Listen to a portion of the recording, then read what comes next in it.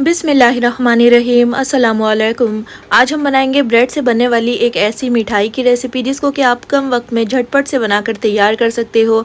चाहे कोई भी फेस्टिवल सीज़न हो या फिर किसी भी ख़ास मौके पर आपको कुछ मज़ेदार सा मीठा बनाकर तैयार करना हो तो इस रेसिपी को आप ज़रूर ट्राई कीजिएगा। कम इंग्रेडिएंट्स के साथ हम ये मज़ेदार सा ब्रेड का मीठा बनाकर तैयार करेंगे।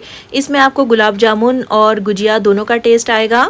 बहुत ही आसान रेसिपी है, ट्राई ज़रूर कीजिएगा। फिर चलिए फटाफट से रेसिपी को स्टार्ट करते हैं। तो सबसे पहले हम चाशनी बनाकर तैयार करेंगे, जिसके लिए एक सॉस पैन में मैंने 1 कप शक्कर ऐड की है।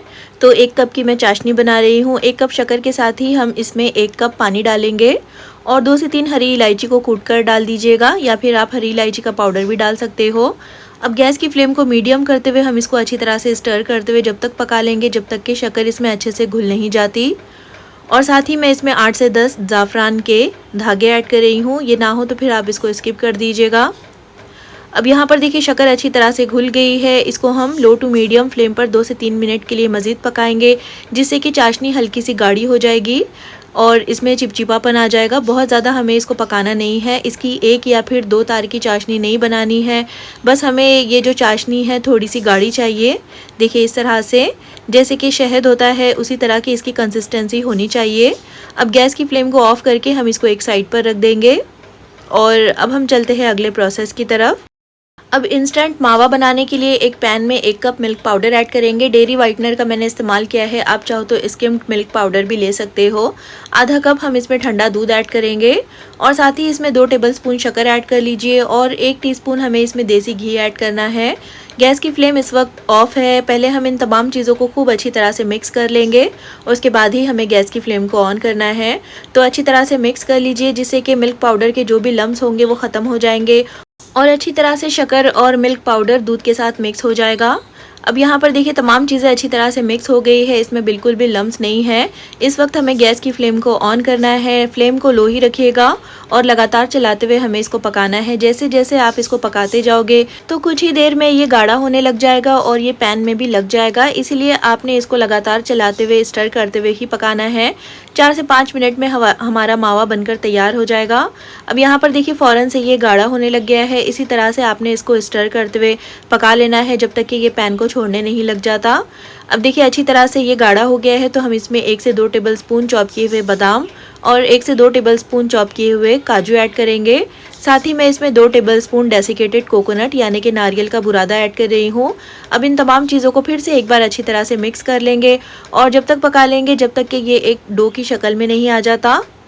और यहाँ पर देखिए हमारा मावा बनकर तैयार हो गया है। पैन को भी इसने छोड़ दिया है। गैस की फ्लेम को ऑफ़ करके हम इसको एक बोल में ट्रांसफ़र कर लेंगे। इस मावे को आपने बहुत ज़्यादा गाढ़ा नहीं करना है, बहुत ज़्यादा इसको ड्राई मत कीजिएगा।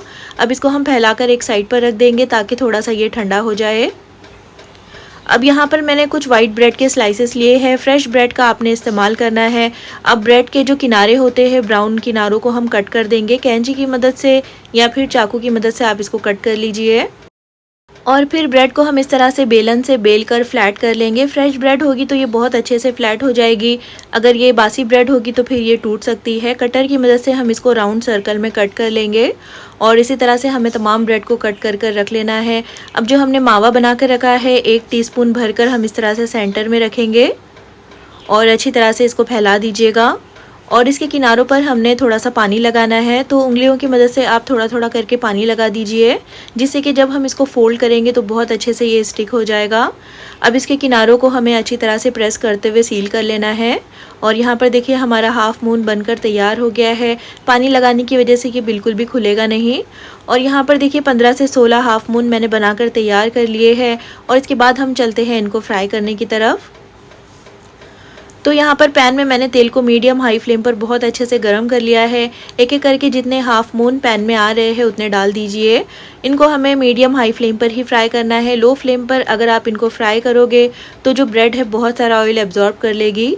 तो मीडियम हाई फ्लेम पर 2 से 3 मिनट में ये खूब अच्छी तरह से फ्राई हो जाएंगे और अच्छा सा इनके ऊपर कलर भी आ जाएगा। और कुछ ही देर के बाद आपने इसको पलट देना है और अलट पलट करते हुए ही आपने इसको फ्राई कर लेना है। बहुत जल्दी इसके ऊपर कलर आने लग जाता है। तो जब ये गोल्डन ब्राउन हो जाएंगे तो हम इनको तेल में से निकाल देंगे। तो बहुत ही झटपट से बनकर तैयार हो जाने वाली ये मिठाई है। इसका टेस्ट बहुत ही ज़्यादा लाजवाब होता है। अब देखिए अच्छी तरह से ये फ्राई हो गए हैं, तो हम इनको निकाल कर एक जाली में रख लेंगे और इसी तरह से बाकी तमाम हाफ मून को हम फ्राई कर लेंगे। और जैसे ही हमने इनको फ्राई किया है तो ये बहुत ही ज़्यादा क्रिस्पी है, इसकी आवाज़ भी आप सुन सकते हो। चाशनी में इनको डिप करने से पहले ये बहुत ही ज़्यादा क्रिस्पी रहेंगे और चाशनी में डालने के बाद ये बहुत ज़्यादा जूसी हो जाएंगे। अब यहाँ पर देखिए चाशनी जो है हल्की सी गर्म है और ये हाफ मून बहुत ज़्यादा गर्म है, तो इनको हम फ़ौरन से डाल देंगे चाशनी में। 5 से 6 एक बार में डाल दीजिएगा और आधे से 1 मिनट तक आपने इनको चाशनी में इसी तरह से अलट पलट करते हुए मिक्स कर लेना है, जिससे कि इनके अंदर तक चाशनी बहुत अच्छी तरह से चली जाएगी। तो बहुत ज़्यादा देर भी आपने इनको चाशनी में नहीं छोड़ना है। जब आधे से 1 मिनट हो जाएगा तो हम इनको चाशनी में से निकाल देंगे। और अगर आपकी चाशनी ठंडी हो गई हो तो इसको थोड़ा सा गर्म कर लीजिएगा। और सारे हाफ मून हम इसी तरह से चाशनी में डिप करके निकाल कर एक प्लेट में रख लेंगे और उसके बाद हमें इनको फ़ौरन से सर्व कर लेना है। तो देखिए सारे हाफ मून मैंने चाशनी में डिप कर लिए हैं और उसके बाद आप चाहो तो इनको गर्मा गर्म सर्व कीजिए या फिर इनको ठंडा करके भी आप खा सकते हो। बेहद ज़बरदस्त रेसिपी है, मज़ेदार सी ये ब्रेड की मिठाई बनकर तैयार होती है। और सारे चाशनी में डिप करके एक प्लेट में डाल देने के बाद आप इनको गार्निश कर सकते हो बारीक कटे हुए पिस्ता से या फिर बादाम और काजू से। अगर आपके पास चांदी का वर्क हो तो वो भी आप इसके ऊपर लगा सकते हो। बहुत ही रॉयल और बहुत ही रिच सा इसका लुक आ जाएगा। तो यहाँ पर देखिए पिस्ता से मैंने इनको गार्निश कर लिया है और कितने ज़्यादा ये ज़बरदस्त दिखाई दे रहे हैं और खाने में उससे कहीं ज़्यादा ये मज़े के हैं। तो बहुत ही ज़्यादा ज़बरदस्त और मज़े की ये ब्रेड मावा गुजिया बनकर तैयार होती है। किसी भी फेस्टिवल सीज़न पर आप इनको बनाकर तैयार कर सकते हो बेहद आसानी के साथ, या फिर जब भी मीठा खाने का मन करे तो आप इसको बना सकते हो। ट्राई एक बार ज़रूर कीजिएगा।